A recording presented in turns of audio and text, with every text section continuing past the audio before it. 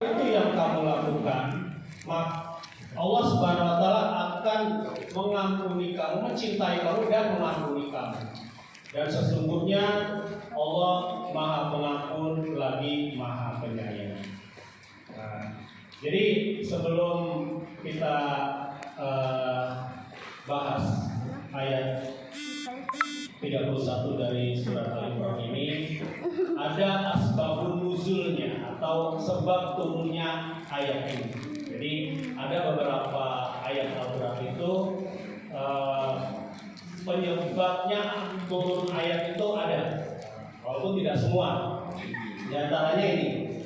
Jadi dikisahkan datang ada orang Yahudi yang bernama Ka'ab, termasuk pemuka orang Yahudi, datang kepada Rasulullah SAW, tetapi bukan untuk mengikuti risalah Rasulullah, bukan ingin masuk ke dalam Islam, tapi hanya ingin mendebat Rasulullah SAW, yang dia mengatakan bahwa kamilah umat yang paling mencintai Allah Subhanahu wa Ta'ala.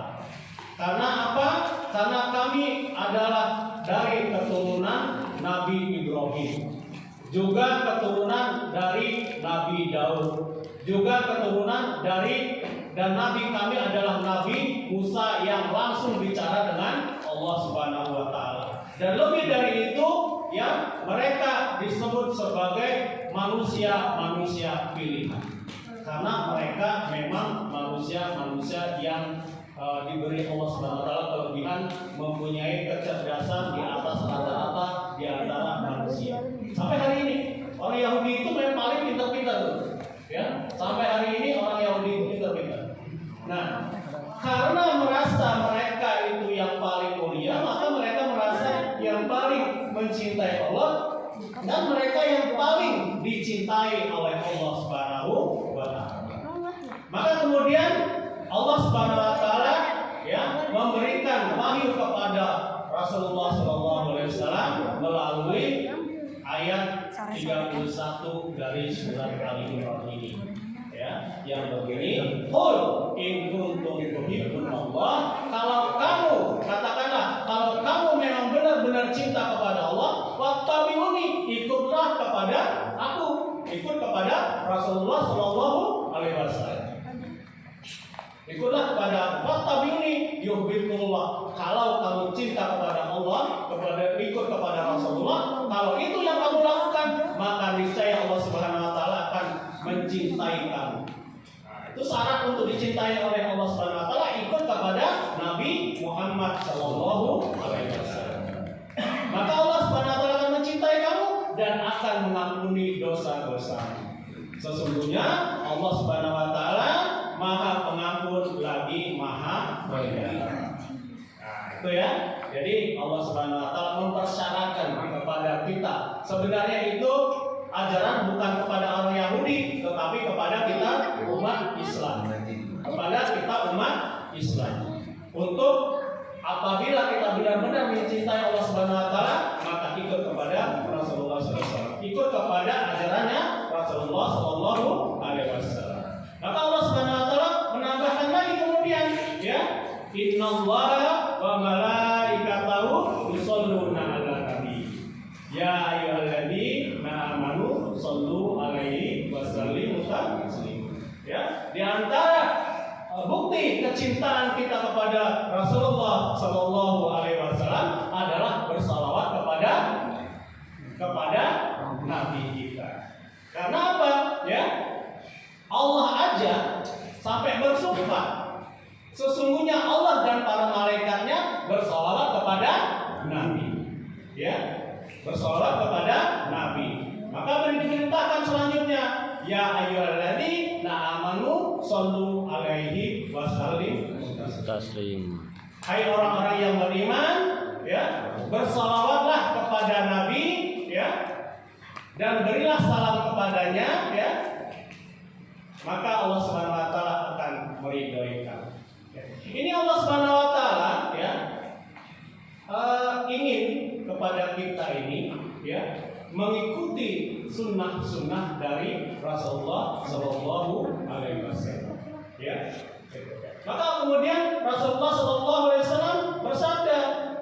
ahya sunnati faqad ahabani wa man ahabani kana ma'i fil jannah. Siapa yang menghidupkan sunnahku, siapa yang mengerjakan sunnahku, kata Rasulullah, ya, maka dia cinta kepadaku. Siapa yang cinta kepadaku akan bersama-samaku masuk ke dalam jannah, masuk ke dalam surganya Allah Subhanahu wa Ta'ala. Ya, banyak sekali sunnah-sunnah Rasulullah SAW. Ya, banyak sekali sholat berjamaah, ya, ngaji, zikir, pokoknya banyak lah ya. Dan kemarin kita misalnya 10 Muharram kemarin atau Asyura, ya, kita melaksanakan melaksanakan puasa 10 Muharram, dan sebelumnya kita juga puasa Tasu'anya. Kemudian juga kita banyak bersedekah dengan anak-anak yatim, ya. Bulan sebelumnya lagi kita di bulan Zulhijjah kita melaksanakan kurban. Itu banyak sekali sunnah-sunnah Rasulullah SAW sebagai bukti kecintaan kita kepada Rasulullah SAW. Dan sholawat, masya Allah ini sholawat, ya. Sholawat ini bukan hanya sekedar fadilahnya, ya, bukan sekedar keutamaannya. Kalau baca sholawat sekian rezekinya sekian, kalau baca sholawat sekian ini pahalanya sekian. Betul, sangat benar apa yang sabdakan Rasulullah SAW. Tetapi jangan sebatas itu saja. Coba kita kaji apa itu sholawat. Kenapa ada syariat sholawat itu? Ya, ulama sampaikan sholawat ini sebenarnya adalah untuk konstitusi tauhid kita. Mengapa demikian? Sholawat ini hanya diberikan kepada Rasulullah SAW, tidak kepada nabi-nabi yang lain. Nggak ada Allahumma sholli ala Musa, nggak ada kan? Allahumma sholli ala Musa wa ala ali Musa, nggak ada. Ya. Kalaupun ada sholawat itu yang dibaca untuk Nabi Ibrahim, sebenarnya itu bukan kepada Nabi Ibrahim, tapi sebenarnya Rasulullah SAW karena rasa penghormatannya kepada Nabi Ibrahim, maka kemudian dia melibatkan Nabi Ibrahim untuk bersolawat, untuk dia bersolawat. Tapi sebenarnya puncaknya adalah kepada Rasulullah SAW. Nah, mengapa demikian? Karena pada saat Rasulullah SAW diutus, itu sebenarnya belum lama. Kurang lebih 500 tahun sebelumnya itu ada Nabi Isa. Yang mana Nabi Isa itu, ya, sedemikian rupa oleh umatnya, saking dimuliakan oleh umatnya, ya, pada tahun kurang lebih 225 kalau nggak salah itu, dalam konsili Romawi, beliau diangkat menjadi Tuhan. Disitulah sebenarnya untuk mencegah agar umat ini tidak menuhankan Rasulullah, maka keluarlah konstitusi sholawat ini, syariat sholawat ini. Untuk mencegah bagaimanapun keadaannya Rasulullah, ya, hebatnya Rasulullah, makannya Rasulullah itu, makannya aja itu lebih baik daripada ibadah kita 1000 tahun. Makannya Rasulullah, ya, jalannya Rasulullah, jangankan ibadahnya, tetapi begitupun Rasulullah keadaannya, dia masih manusia, dia masih bisa mempunyai istri, masih menjadi pengusaha, masih menjadi pemimpin perang, masih menjadi seorang ayah, pemimpin dalam keluarga, masih menjadi tetangga. Ya, dia masih berlaku sebagaimana manusia yang biasa, walaupun dia adalah manusia pilihan.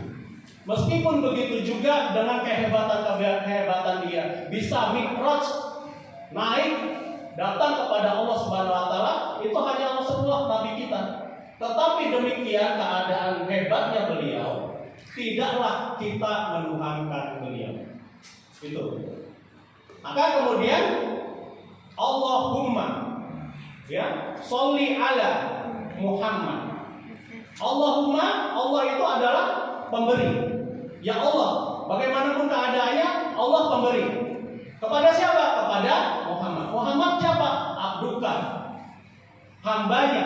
Rasulullah juga tetap hambanya. Meski bagaimanapun keadaan adalah hambanya Allah Subhanahu wa Ta'ala yang diberi. Apapun hebatnya yang diberi ya tetap nada, artinya orang yang dibawa.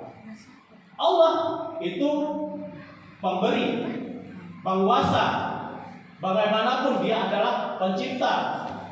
Tidak ada yang dapat melebihi dia dan tidak ada yang dapat menyamai dia. Itulah kenapa Allahumma sholli ala Muhammad. Apapun redaksinya lah gitu ya. Apapun redaksinya, intinya tetap saja Allah itu pemberi dan Rasul itu adalah penerima. Itu sebenarnya makna dari sholawat itu. Syariat ini yang akan disampaikan dalam pada diri kita dalam bentuk sholawat ini. Ya, jadi sholawat itu nggak harus banyak-banyak sebenarnya. Tetapi kalau sholawat itu kita pahami betul-betul, maka sebenarnya tauhidnya itu yang paling penting.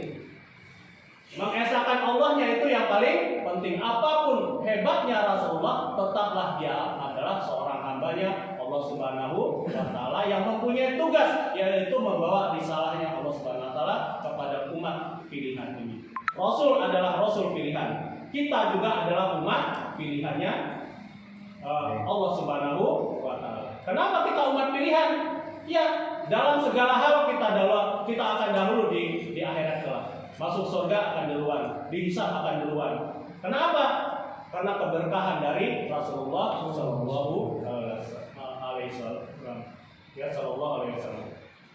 Mungkin sedikit itu saja sebagai mukadimah. Mungkin kalau nanti ada ini perlu kita bahas, silahkan kami menunggu kalau ada yang perlu ditanya. Kemudian ya mati ini ya.